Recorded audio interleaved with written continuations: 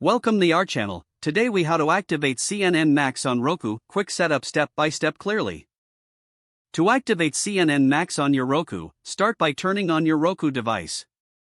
Ensure it is connected to your TV and the internet. Navigate to the home screen by pressing the home button on your remote.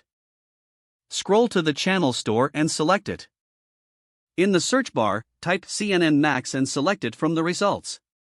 Click on the Add Channel button to install the CNN Max channel. Once the installation is complete, return to the home screen. Find and select the CNN Max channel to open it. You will see a prompt to sign in or activate your account. Make note of the activation code displayed on your screen. Next, open a web browser on your computer or mobile device. Visit the activation URL provided in the CNN Max app. Enter the activation code in the designated field. Log in with your existing CNN Max account credentials if prompted. Once your account is successfully linked, return to your Roku device. The CNN Max channel will refresh and grant you access. You are now ready to enjoy CNN Max on your Roku. If the page does not load, refresh the browser or try again in a private or incognito window. Make sure you are using the correct email address, then retype it carefully to avoid small typos.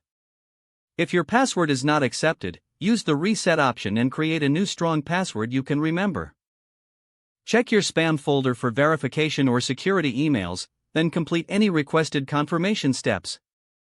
Enable two-factor authentication if available to improve account security and reduce unauthorized access risk. After signing in, review your profile details so your contact information and settings are accurate and current. If you see an error message, note it down and try again after restarting your device and internet connection. Log out when you finish, especially on shared devices, to keep your account and payment information secure. If the page does not load, refresh the browser or try again in a private or incognito window. Make sure you are using the correct email address, then retype it carefully to avoid small typos. If your password is not accepted, use the reset option and create a new strong password you can remember. Don't forget to like this video and subscribe to our channel for more step-by-step tech guides.